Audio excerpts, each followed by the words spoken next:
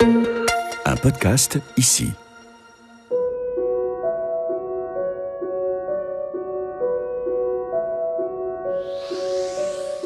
La personne est venue, s'est précipitée sur moi et m'a exécutée dans mon lit. C'est terrible parce que c'est sous l'effet des mots que je vais prononcer, je sais que je vais briser un peu plus cette femme. Elle se brise devant moi d'horreur de se rendre compte de à quel point on peut se sentir trahi en fait. Je suis sortie et j'ai poussé un hurlement, un cri de bête. Oui, il y a des affaires qui marquent plus que d'autres, c'est sûr, et celle-là nous a particulièrement marqué, bien sûr. Le 5 avril 2013, comme tous les soirs, Rachel met son bébé au lit dans la chambre à côté de la sienne. Elle branche le babyphone et décide de se coucher tôt parce qu'elle est un peu souffrante. Elle éteint la lumière et elle s'endort. Au milieu de la nuit, un inconnu fait irruption dans sa chambre et tire sur elle, à plusieurs reprises. Je m'appelle Aurélie Loquet, je suis journaliste à Ici Alsace. Quand je rencontre Rachel, plus de 10 ans se sont écoulés depuis cette nuit-là. Son bébé a grandi, il est adolescent, et Rachel n'est plus une mère de famille comme les autres. Elle vit le plus discrètement possible, dans la crainte de voir ressurgir l'homme qui a voulu sa mort. C'est pour ça que dans cet épisode, je ne donnerai pas son nom de famille. Crimes et témoignages. Des histoires vraies de faits divers. Rachel, la mère qu'on a voulu assassiner. Rachel est une petite brune aux cheveux longs, souriante, énergique. Elle habite dans une petite commune en Alsace. Mais elle ne souhaite pas que j'en dise plus. Sa maison est entourée de murs et équipée d'un dispositif de protection. Je suis toujours dans ce phénomène de l'hypervigilance. Moi, je souffre d'un syndrome post-traumatique assez sévère. J'ai la maison qui est équipée de caméras de vidéosurveillance connectées à mon téléphone. J'ai toujours ce bouton d'alerte. Mon fils, depuis tout petit, avait une montre avec un traceur GPS. D'ailleurs, là, maintenant qu'il a le téléphone, il est interdit de le mettre en mode avion. Il a un traceur. Quand je fais mes trajets en voiture, je suis vigilante à qui me suit. En cas de doute, je fais 2 fois le tour du rond-point. J'ai une batte de baseball sous le lit. Si j'avais pas d'enfant à la maison, j'aurais une arme sous mon lit, oui, c'est sûr. Pour comprendre pourquoi Rachel vit dans la peur, il faut remonter à 2013. Nous sommes à Alès, dans le Gard, à plusieurs centaines de kilomètres de l'Alsace. Rachel a 34 ans, elle est femme au foyer. Elle vit avec son compagnon, Fabrice Autran. Ce quadragénaire a une formation d'ingénieur. Après avoir géré une boîte de nuit, il dirige une société de traitement de déchets. Ensemble, ils sont installés dans un pavillon, dans une zone résidentielle tranquille. Le mariage est prévu, mais il a dû être repoussé. Pas à cause d'un problème, mais parce qu'un bébé est né. C'est parfois compliqué entre Rachel et sa belle-mère, très présente. Elle a même un droit de regard sur les comptes bancaires de Fabrice. Mais dans l'ensemble, Rachel, Fabrice et le nourrisson forment une petite famille sans histoire. Enfin, jusqu'à cette nuit du 5 avril. Vers 2h du matin, la lumière s'allume et j'ai cru d'abord à une défaillance électrique. Et je vois un homme au pied de mon lit, tout en noir, qui se précipite sur moi et qui tente de prendre mon oreiller en criant « Bouge pas, bouge pas !» Et là, je prends une première balle dans la poitrine. Cet inconnu qui tire sur Rachel, il est cagoulé. Il se rapproche encore. Rachel est toujours dans sa ligne de mire. La personne est venue, s'est précipitée sur moi et m'a exécutée dans mon lit. Fabrice est à côté. Il faut savoir que moi, je fais 1m65, lui fait 1m96, 100 kg. Donc voilà, je me retrouve prise en étau entre Fabrice qui semble dormir et cet individu en noir armé. Donc je pousse Fabrice, j'essaye de me dégager et là je prends une deuxième balle dans la jambe. Je continue à pousser et Fabrice tombe du lit. Donc j'essaye de le suivre et de me dégager moi aussi. J'ai ma jambe qui reste bloquée sur le lit et là je vois un troisième tir mon mollet cette fois, mais qui a littéralement explosé, quoi. Et l'homme qui continue à essayer de me tirer dessus, l'arme, visiblement, l'arme s'est enrayée en fait. Rachel supplie le tireur de prendre les bijoux qu'elle possède et de partir. Fabrice réagit enfin. Lui n'est pas blessé. Je lui dis « mais va voir le petit, va voir le petit ». Et Fabrice sort, je m'écroule sur le lit, et du sang partout. Je sais que si je me lève, je meurs. Je sais que si je me lève et que j'arrête de comprimer, j'arriverai peut-être jusqu'au berceau de mon fils, mais je mourrai au pied de son lit. Pendant quelques minutes interminables, Rachel attend le retour de Fabrice. Elle baigne dans son sang, elle se demande si son fils va bien. Quand le jeune papa revient dans la chambre, il la rassure et compose le numéro d'urgence. Il reste avec le bébé pendant que les secours emmènent sa maman. Je pars en me disant que je reverrai plus mon fils, quoi. Clairement, pour moi, je leur faisais mes adieux et en quittant la maison, je lui dis prends soin du petit. À l'hôpital, les urgentistes s'occupent immédiatement de Rachel. Il faut la transfuser, refermer les multiples blessures causées par les balles. C'était comme dans les films, j'avais au moins une dizaine de personnes autour de moi qui couraient dans tous les sens, ils ne savaient pas par quel bout me prendre. Rachel est opérée plusieurs fois, réparée autant que possible. Les médecins pensent la garder plusieurs semaines, mais elle veut retrouver sa famille. D'autant plus que sa belle-mère est venue aider Fabrice. Une belle-mère à qui elle ne fait pas confiance. Rachel demande donc à son compagnon de la faire partir avant son retour. Elle quitte l'hôpital au bout de 4 jours seulement. Quand elle rentre chez elle dans le petit pavillon d'Alès, Rachel marche avec une canne et elle a du mal à respirer. Elle arrive à peine à porter son bébé. Elle est traumatisée par l'agression au cœur de sa maison, dans son lit. Le couple met en place de nombreuses mesures de sécurité au cas où le tireur reviendrait. Le mur d'enceinte est surélevé et planté de tessons de bouteilles. Des caméras sont installées ainsi qu'un système d'alarme.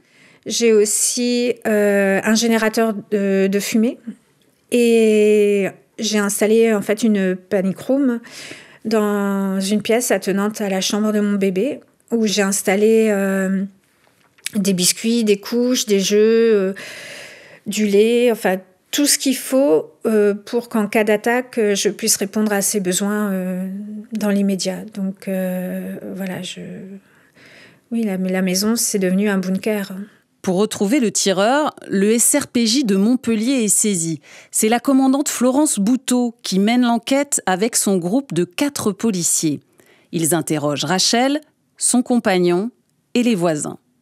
Il y a une voiture suspecte qui est vue tourner dans le quartier. Donc on a fait des recherches.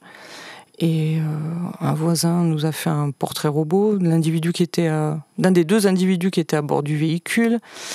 Et on l'identifie comme étant un dénommé Johnny Garcia, un individu connu des services de police pour des cambriolages, des vols avec armes, etc. Et donc on va s'intéresser à cette piste. Et en fait, on apprend rapidement que ce gars est recherché par un service de gendarmerie pour plusieurs faits de cambriolage. Et il est arrêté très rapidement après notre affaire. Et il va être trouvé en possession notamment d'une arme de poing qui aurait pu correspondre.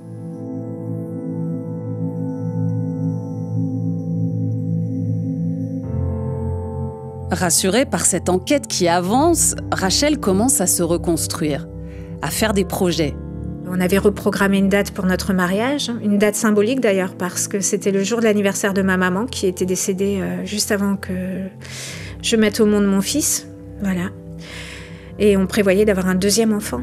Rachel me confie qu'elle a été séparée de ses parents quand elle était enfant. Alors cette famille, ce mariage, c'est tout pour elle. Elle veut que tout soit parfait. Sa robe, la réception, elle se renseigne même pour installer un bar à bonbons pour ses invités. Fabrice, lui, reprend une vie normale, malgré l'état de fatigue de Rachel. Quand je lui disais « je suis fatiguée, écoute, là, je ne peux pas avoir tout le temps du monde à la maison. Ah, on aura tout l'hiver pour se reposer. » Mais je lui disais, mais attends, je suis pas cassé la figure, quoi. J'ai pris 3 balles, je suis fatiguée, j'ai besoin de me reposer. Pendant ce temps, l'enquête se poursuit. Le rôdeur, Johnny Garcia, est retrouvé. Mais l'arme n'est pas la bonne. Après vérification, l'équipe du SRPJ doit donc écarter ce suspect.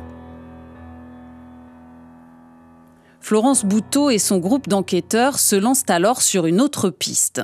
Ce qu'on retrouve et qui est super intéressant, c'est qu'on retrouve une sorte de sac poubelle en plastique qui se trouve au pied du lit de la victime. Et Rachel et Fabrice Autran nous diront que c'est certainement un sac qui entourait l'arme du tireur. Et cet objet va s'avérer déterminant pour l'enquête parce qu'on va y découvrir à plusieurs endroits l'ADN d'un individu connu des services de police qui s'appelle Mourad Bouabida. Il se trouve que Fabrice Autran et Mourad Bouabida se connaissent depuis une dizaine d'années, du temps où Fabrice était patron du Caveau, une boîte de nuit à Alès. À l'époque déjà, Mourad Bouabida était agent de sécurité. Depuis, il a été condamné à 2 reprises pour du travail dissimulé dans des sociétés qu'il a montées. Il est donc connu des services de police. L'équipe de Florence Bouteau pense avoir vraiment trouvé le tireur. Mais le scénario de la nuit du 5 au 6 avril ne colle pas. Difficile de croire au cambriolage qui a mal tourné. Dès le début, avec mes collègues, on se dit que ça cloche. Ça ressemble effectivement à une mauvaise mise en scène. Parce qu'il y a vraiment des éléments troublants. Il n'y a pas d'effraction, le vol. Ça ressemble vraiment à un cambriolage mal fait, mal monté. Qu'est-ce qui est volé ? Je crois un caméscope, enfin très peu de choses. Et c'est surtout cette irruption du tireur dans la chambre en pleine nuit. Il allume la lumière et il est complètement focalisé sur Rachel, en fait. Très rapidement, on comprend que c'est elle qui est visée. Mais pourquoi vouloir éliminer Rachel ? La question taraude les enquêteurs. Pourquoi ? On ne comprend pas trop au début, en fait. On n'a pas vraiment de mobile. Mais ça fait rien, on avance quand même dans notre enquête. On recueille des éléments, on place des écoutes téléphoniques, et sur le couple et sur Mourad Bouabida. Si Rachel et Fabrice sont aussi surveillés de près, c'est parce que les enquêteurs ont des doutes, depuis le début. Des soupçons qu'ils cachent à Rachel sur son futur mari, si profondément endormi au début de la fusillade. Ce compagnon qui met tant de temps à réagir. Quand on a rencontré donc Fabrice Autran, quand je l'ai vu pour la première fois, je me souviens, j'étais avec un de mes collègues, son attitude nous a paru d'emblée très étrange. Il est plutôt froid, impassible, sans émotion apparente. En fait, on est quasiment, dès le début de l'enquête, on est convaincu que c'est lui, en fait. Que c'est lui le commanditaire. On le sent, en fait.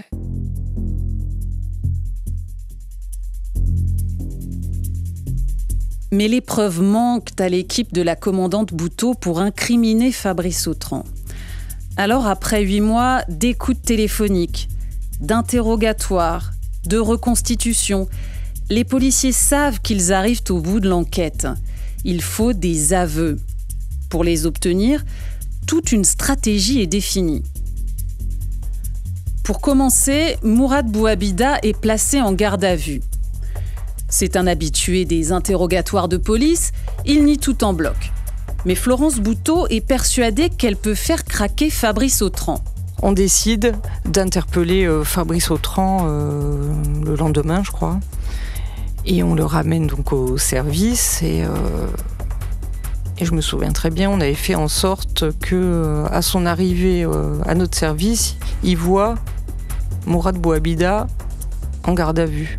C'est-à-dire qu'on l'a fait passer devant la geôle de Mourad Bouabida pour le mettre un petit peu en condition, pour le faire parler. Pendant que son compagnon est interrogé à Montpellier, dans les locaux du SRPJ, Rachel est chez elle, dans sa cuisine, à Alès. Elle sort ses courses des sacs pour les ranger quand un policier sonne à sa porte. Il lui annonce que Fabrice Autran est en garde à vue.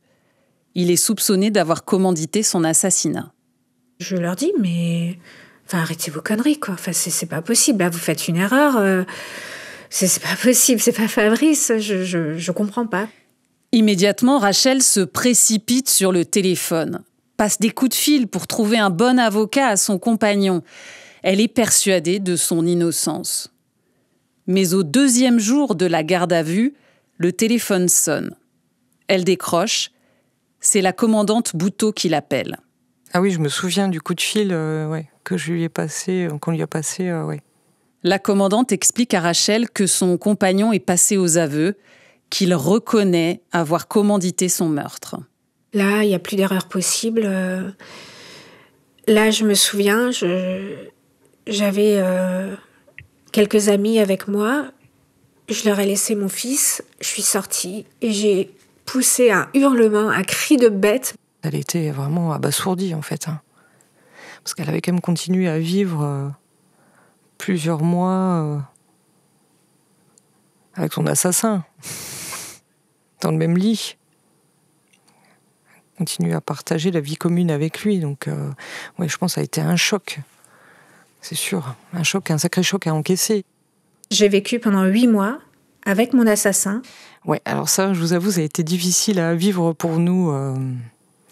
Effectivement, on était quasiment persuadés que c'était lui l'auteur de la tentative d'assassinat sur Rachel et le laisser, les laisser ensemble, en fait, continuer à vivre. En fait, on avait peur qu'il recommence. Moi, j'étais dans mon rôle de femme qui doit se reconstruire, qui doit tenir la barre parce qu'elle a un enfant, qui veut aller de l'avant. Mais lui, qu'est-ce qu'il avait dans la tête pendant ces 8 mois ? Et là, je me dis, mince, quoi. En fait, j'ai côtoyé le diable. J'étais enfermée avec un... Il faut être profondément machiavélique et diabolique pour réussir à tenir ce rôle-là pendant 8 mois, en fait. Quel être humain est capable de ça ?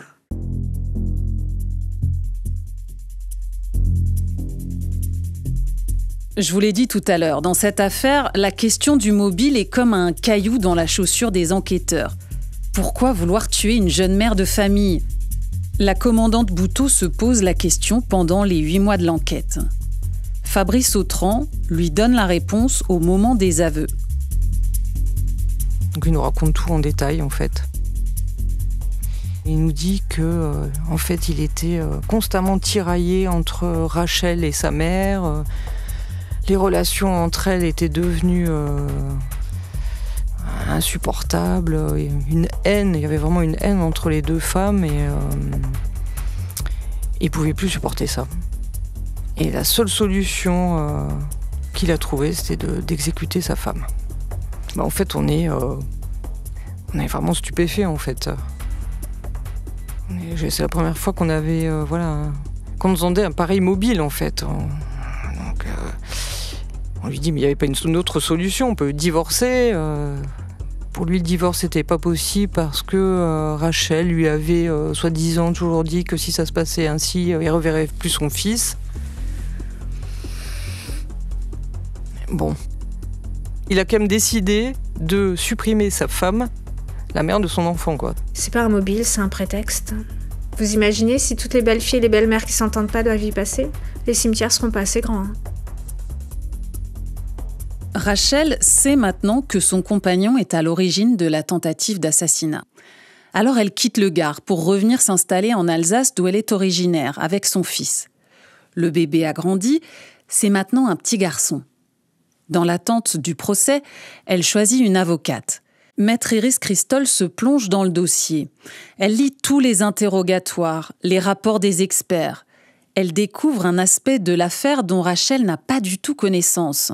Pourtant, ce sont des éléments essentiels et ils seront exposés en détail au moment du procès. Elle sait qu'il a reconnu les faits, elle ne sait pas qu'il s'est expliqué et qu'il a déroulé le fait qu'il avait envisagé de la tuer de plusieurs façons. Maître Christol sait qu'elle ne peut pas laisser Rachel dans l'ignorance jusqu'au procès. Elle doit la préparer. Il faut absolument lui éviter un choc en public devant la cour d'assises. C'est terrible parce que c'est sous l'effet des mots que je vais prononcer, je sais que je vais briser un peu plus cette femme. Elle se brise devant moi de d'horreur de se rendre compte à quel point on peut se sentir trahi, en fait.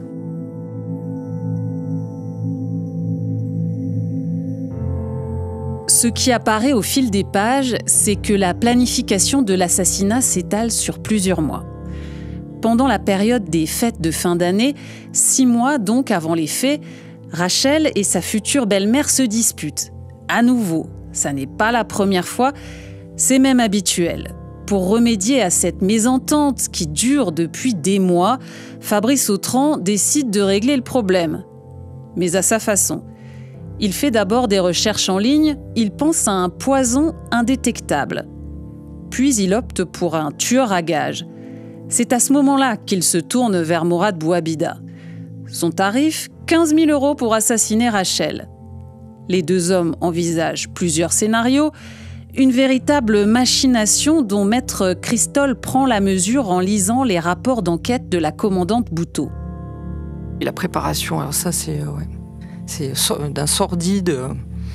Il demande donc à Bouabida d'organiser les faits. Et en fait, ils échafaudent plusieurs plans, plusieurs scénarios, tous plus horribles les uns que les autres. L'accident de la route, la pendaison à la rambarde de l'escalier de la maison. D'ailleurs, un samedi matin, Fabrice Autran fait venir Mourad Bouabida chez lui, à la maison. Rachel est sortie faire une course, je crois. Et ils testent cette fameuse rambarde. Et finalement, ils se disent que non, c'est pas assez solide. On va choisir une autre option. Et ils finissent par choisir l'option du faux cambriolage. Donc Fabrice Autran va lui remettre une clé, la clé pour ouvrir la porte. Il va lui montrer l'intérieur de la maison, lui expliquer où se trouve la chambre, etc.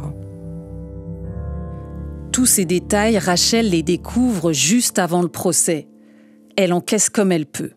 Le dernier rendez-vous pour mettre au point mon assassinat, ça a été devant la crèche de mon fils. Fabrice Autran et Mourad Bouabida se sont réunis le 5 avril pour mettre au point les derniers détails de mon assassinat, juste après avoir déposé mon fils à la crèche. Et ça n'est pas tout. Fabrice Autran a aussi préparé la suite, sa vie sans Rachel. Dans l'historique des recherches, avant le crime, on se rend compte qu'il cherchait déjà, parce que c'est un garçon bien organisé, les réductions d'impôts et le régime fiscal quand on est veuf. Il avait également travaillé sur les faire-part de décès. Donc Fabrice Autran, avant même qu'elle soit morte, envisageait la cérémonie des funérailles de Rachel, où il aurait pu envoyer des faire-part et où il aurait pris par la main son tout petit garçon pour venir pleurer avec lui sa mère. Eh bien, il s'était préparé à tout ça. Finalement, la réalité est tout autre. À 18 mois, le petit garçon n'assiste pas à l'enterrement de sa mère. C'est son père qui part, en prison. À 18 mois, ils ne comprenaient pas ce qui se passait et j'étais complètement désemparée. J'ai demandé conseil à des psys, etc., qui m'ont dit qu'il faut mettre des mots sur les mots. Donc depuis tout petit, il est au courant. Et j'ai amené les choses progressivement, avec de l'aide, pas toute seule. Donc il a toujours su ce qu'il en était. Alors maintenant, il est rassuré de plus porter son nom. Il veut plus entendre ce nom-là. Voilà. Alors j'essaye justement d'endiguer un peu la chose parce que j'ai pas envie qu'il ait de haine, quoi. Je veux qu'il grandisse sereinement. Et pour l'instant, ça marche. C'est le petit ado de 13 ans avec ses écrans, ses mangas, ses copains et ses paquets de chips planqués dans la chambre. Pour l'instant, ça va. Au procès en 2017, Mourad Bouabida, le tireur, écope de 17 ans de prison pour tentative d'assassinat. Aujourd'hui, il est libre. Il a bénéficié de remise de peine. Fabrice Autran, lui, est déchu de ses droits parentaux et condamné à 27 ans de prison pour complicité de tentative d'assassinat. Lors des réquisitions, l'avocat général a demandé 30 ans. Et il avait dit, et je m'en souviens, j'aimerais que ce petit garçon puisse grandir paisiblement, au moins jusqu'à sa majorité. Et quand les 27 ans ont été prononcés, j'ai pris ça un peu comme un clin d'œil du jury. Parce qu'à l'époque, dans ma tête, et je pense que mon fils est tranquille jusqu'à ses 18 ans. Et non. Au moment du verdict, Rachel calcule en effet que Fabrice Autran fera les 2/3 de sa peine de prison. C'est ce qui se passe en général quand les détenus se comportent correctement. Les 2/3 de la condamnation à 27 ans de réclusion, ça donne une libération au bout de 18 ans. Rachel est rassurée, son petit garçon serait majeur quand son père sortira de prison. Mais Rachel n'est pas au bout des mauvaises surprises. La peine de sûreté de Fabrice Autran est totalement levée. C'est très rare, mais c'est possible. Ça veut dire qu'il n'y a plus de peine incompressible, pas de durée minimale pendant laquelle le condamné reste derrière les barreaux. Ça permet à Fabrice Autran de faire une demande de libération anticipée sous bracelet électronique fin 2024. J'ai la culpabilité de la survivante peut-être. Je me dis, ce qui m'arrive à moi, ça arrive à beaucoup de familles. À savoir qu'une fois que les articles de presse sont imprimés, les caméras sont éteintes, les verdicts ne sont pas respectés. Mais les familles sont tellement accablées par la douleur, elles ont peut-être plus la force de le dire. Les femmes sont plus là pour le dire. Mais c'est important d'alerter sur ce qui se passe. Pendant 10 ans, je me suis tenue à l'écart des médias. Je n'ai pas cette appétence pour la médiatisation, pas du tout. Mais oui, quelque part, je le prends presque maintenant comme un devoir d'alerter les politiques pour que ça change, pour que les lois évoluent et pour que, effectivement, les auteurs des crimes les plus graves ne puissent pas bénéficier de ce système-là. C'est pas possible. Rachel a donc lancé une pétition en ligne pour demander une réforme du système de libération anticipée des assassins et criminels particulièrement violents. Les premières demandes de libération anticipée de Fabrice Autran ont été rejetées. Mais d'autres suivront. Il a une promesse d'embauche et il s'est pacsé en prison. Rachel et son avocate s'attendent aussi à des procédures pour récupérer l'autorité parentale. Comment on peut entendre que quelqu'un dise « moi je suis un bon père » alors que j'ai voulu massacrer la mère de mon enfant et penser qu'il serait un enfant heureux sans sa mère. Oui, c'est tout ça qu'on doit affronter, c'est tout ça qu'on doit expliquer chaque fois qu'on va voir un juge d'affaires familiales. Et tant que cet enfant n'aura pas 18 ans, eh bien, on sera à la merci de tout ça. Malgré cette menace, Rachel est prête à continuer à se battre, tout en essayant de mener une vie normale. La plus normale possible, avec des caméras dans la maison, une batte de baseball sous le lit et une canne pour marcher. C'est pas marrant, mais j'ai conscience de la chance que j'ai de voir mon fils grandir. Et ça n'a pas de prix et il mérite d'avoir une maman souriante, une maman qui a des projets de vacances, des petites choses.